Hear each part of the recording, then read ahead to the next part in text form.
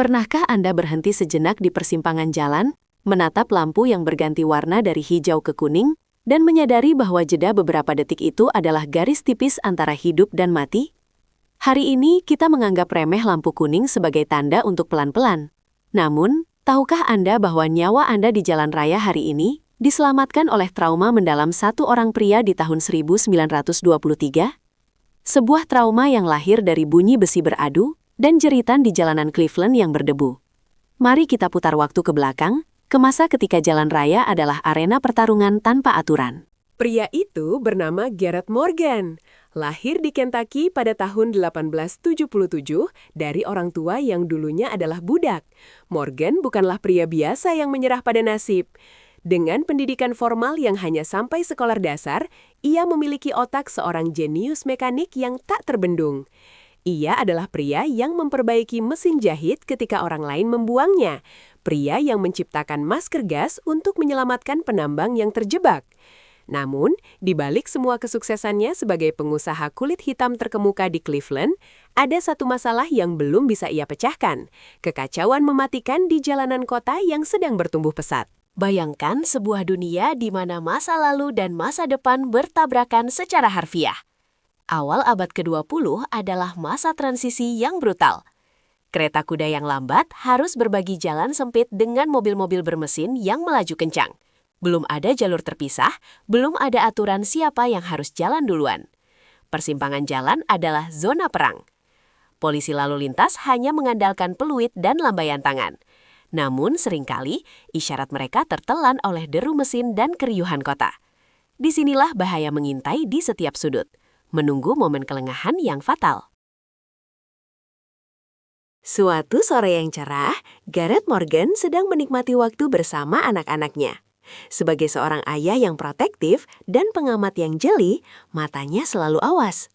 Ia melihat sebuah persimpangan yang sibuk, tempat di mana arus kendaraan dari 4 arah bertemu. Di sana, sebuah sinyal lalu lintas mekanis sederhana sedang dioperasikan. Sebuah alat primitif yang hanya memiliki 2 perintah, berhenti dan jalan. Tidak ada kompromi, tidak ada peringatan, hanya perintah biner yang kaku. Morgan merasakan firasat buruk ketika melihat sebuah kereta kuda melaju mendekat. Sementara dari arah tegak lurus, sebuah mobil melaju tanpa menyadari bahaya. Detik itu terjadi begitu cepat, namun terasa sangat lambat bagi Morgan. Sinyal berubah mendadak. Pengemudi mobil yang melaju kencang tidak memiliki waktu untuk mengerem. Sinyal berhenti muncul tiba-tiba, tanpa aba-aba. Hantamannya mengerikan.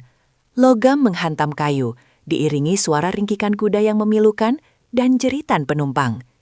Kereta kuda itu hancur berantakan, melemparkan penumpangnya ke jalanan yang keras. Ini bukan sekedar kecelakaan kecil, ini adalah demonstrasi brutal dari kegagalan sistem yang ada. Tidak ada transisi, tidak ada waktu untuk bereaksi. Morgan berdiri terpaku. Ia melihat seorang gadis kecil terlempar dari kereta, terluka parah. Ia mendengar suara kesakitan yang seharusnya tidak perlu terjadi. Pemandangan itu membakar benaknya. Bagi seorang penemu yang mendedikasikan hidupnya untuk keselamatan manusia, menyaksikan kehancuran yang bisa dicegah adalah sebuah siksaan batin. Ia menyadari bahwa pengemudi mobil itu tidak berniat jahat. Ia hanya tidak punya kesempatan. Sistem yang ada saat itu memaksa pengemudi untuk menebak, dan tebakan yang salah dibayar dengan nyawa. Malam itu dan malam-malam berikutnya, bayangan kecelakaan itu menghantui tidur Garrett Morgan. Ia tidak bisa melepaskan pertanyaan, mengapa? Masalahnya bukan pada mobilnya, bukan pula pada keretanya. Masalahnya ada pada transisi. Sistem berhenti dan jalan adalah sistem yang kejam karena tidak memberikan ruang untuk inersia. Kendaraan butuh waktu untuk berhenti, manusia butuh waktu untuk memproses informasi. Harus ada sesuatu di antaranya, harus ada jeda, harus ada peringatan. Dan kemudian, momen Eureka itu datang. Solusinya bukanlah membuat mobil berhenti lebih cepat, tapi memberikan waktu jeda bagi semua arah untuk berhenti sejenak. Morgan membayangkan sebuah posisi ketiga. Bukan jalan, bukan berhenti, melainkan semua arah berhenti. Sebuah interval waktu di mana persimpangan dikosongkan. Jeda ini akan memberikan kesempatan bagi pejalan kaki untuk menyeberang dengan aman dan kendaraan yang sudah di tengah jalan untuk menyelesaikannya sebelum arus lain dibuka. Ia menuangkan idenya ke dalam cetak biru. Alat itu berbentuk tiang T dengan 3 lengan sinyal. Tidak seperti lampu listrik otomatis yang kita kenal sekarang, alat ini dioperasikan secara manual dengan engkol. Namun konsep revolusionernya ada pada logikanya. Morgan merancang posisi sinyal di mana semua kendaraan dari segala arah harus berhenti. Inilah nenek moyang dari lampu kuning.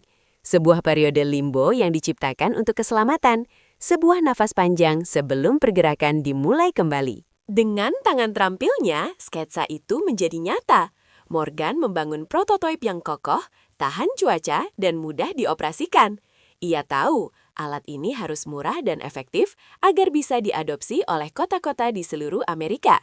Ia tidak hanya menciptakan alat pengatur lalu lintas, ia menciptakan bahasa universal baru untuk jalan raya. Bahasa yang mengatakan, hati-hati, bersiaplah, lindungi dirimu. Ia memberi nama penemuannya sebagai sinyal lalu lintas Morgan. Pada tanggal 20 November 1923, Amerika Serikat secara resmi mengakui kejeniusan Gareth Morgan. Paten nomor 1.475.024 diterbitkan atas namanya. Ini adalah pencapaian monumental bagi seorang pria kulit hitam di era segregasi rasial yang keras. Morgan tidak hanya membuktikan kecerdasannya, tetapi juga membuktikan bahwa kepedulian terhadap kemanusiaan tidak mengenal warna kulit. Paten ini adalah bukti hukum bahwa ide tentang peringatan di jalan raya adalah miliknya. Dunia industri segera mencium potensi besar dari penemuan ini. Perusahaan raksasa General Electric melihat bahwa desain Morgan adalah kunci untuk masa depan transportasi. Mereka mendekati Morgan dengan tawaran yang fantastis pada masanya, $40.000 Amerika, sebuah jumlah yang setara dengan ratusan ribu dolar hari ini. Morgan setuju untuk menjual hak patennya. Ia tahu bahwa dengan sumber daya General Electric, penemuannya akan diproduksi secara massal dan dipasang di setiap sudut kota di Amerika, menyelamatkan jutaan nyawa yang tak terhitung jumlahnya. Dari desain mekanis Morgan, teknologi terus berevolusi. Posisi berhenti semua arah yang ia ciptakan bertransformasi menjadi lampu kuning atau ember yang kita kenal sekarang. Listrik menggantikan engkol tangan, dan komputer menggantikan polisi lalu lintas. Namun, inti dari sistem tersebut tidak pernah berubah. Filosofi keselamatan yang lahir dari trauma Morgan tetap hidup dalam setiap bohlam kuning yang menyala di perempatan Tokyo, New York, London, hingga seluruh dunia. Jeda peringatan itu adalah warisan abadi sang penemu.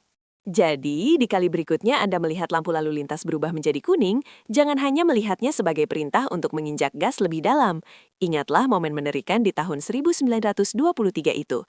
Ingatlah Gareth Morgan, pria yang menolak membiarkan tragedi terulang kembali.